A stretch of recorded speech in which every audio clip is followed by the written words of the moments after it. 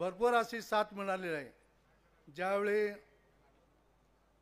आपल्या महाराष्ट्राचे मुख्यमंत्री माननीय नामदार कैलासवासी वसंतरावजी नाईक साहेब यांच्या मार्गदर्शनाखालून हा विस्तार करण्यासाठी ज्यावेळी गुरुजींची ओळख झाली त्यावेळी नाईक साहेबांनी म्हणत होते, गुरुजी आपण आपल्याला कुठलं पद पाहिजे किंवा कुठलं आपल्या शासनामध्ये यायचं आहे का, अशा पद्धतीने विचारणा करत असताना सुद्धा गुरुजी म्हणले मला राजकारण नको आहे, मला समाजकारण आणि आमच्या भटक्यांचं आणि बंजारा समाजाचं एकंदर त्यांचं शिक्षणात त्यामध्ये आणून त्यांना एक नवीन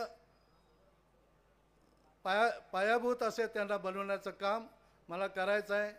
त्यावेळी मग नाईक साहेबांनी सांगितलं त्यांना, ठीक आहे आपण या कामासाठी आपण सतत आमच्याकडे या, कारण मी शासनामध्ये अडकले असल्यामुळं मी बंजारा समाजाकडे जास्त वेळ देऊ शकेल का नाही, अशा पद्धतीची त्यावेळी नाईक साहेबांना अडचण आली होती। म्हणून काही महाराष्ट्रामध्ये स्वर्गीय रामसिंग भानावजा असतील, त्याचप्रमाणे बाबूसिंग राठोड, रणजित नाईक असतील, प्रतापसिंग आडे असतील, असे बरेच कार्यकर्ता नाईक साहेबांनी निर्माण केलं आणि या बंजारा समाजामध्ये आणि व्हिजंटीच्या लोकांसाठी विविध असे आश्रमशाळा वसतिगृह या माध्यमातून त्यांनी शिक्षणाचा प्रसार केला। आज या सगळ्या लोकांना नाईक साहेबांच्या प्रेरणेनं आज मोठ्या प्रमाणामध्ये विद्यार्थी म्हणा अनेक ठिकाणी असे कलेक्टर मोठ्या असे पदावर काम करत आहात।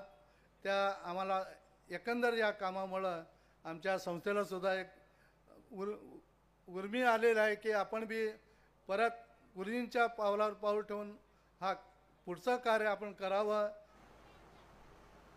तर अशा माझ्या आठवणी दाटून येतात।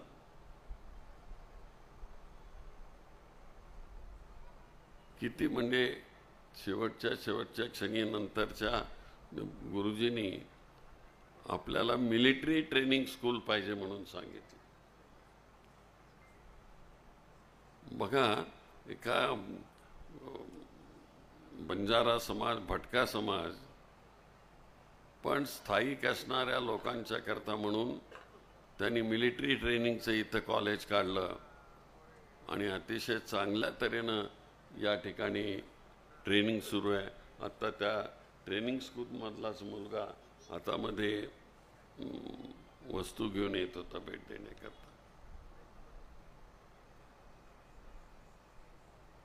गुरुजी गेल्यानंतर सुभाष चव्हाण याचं ह्या मागासवर्गीय संस्थेचं नेतृत्व करतात। अतिशय सभ्यपणानं सहयोग देतात आणि मला पूर्ण खात्री आहे की सुभाष चव्हाण ह्या पुढच्याही काळामध्ये आपलं छानपैकी नेतृत्व देतील। आम्ही तुमच्याबरोबर आहोत सुभाषराव, कधी काय लागलं तर आम्हाला सांगत चला आणि तुम्ही न सांगण्याच्या अगोदर आम्ही तयार आहोत तुम्हाला सहयोग करायला।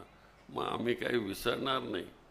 चंद्राम गुरुजींनी आम्हाला जी मदत केली ती आम्ही कधीच विसरू शकणार नाही।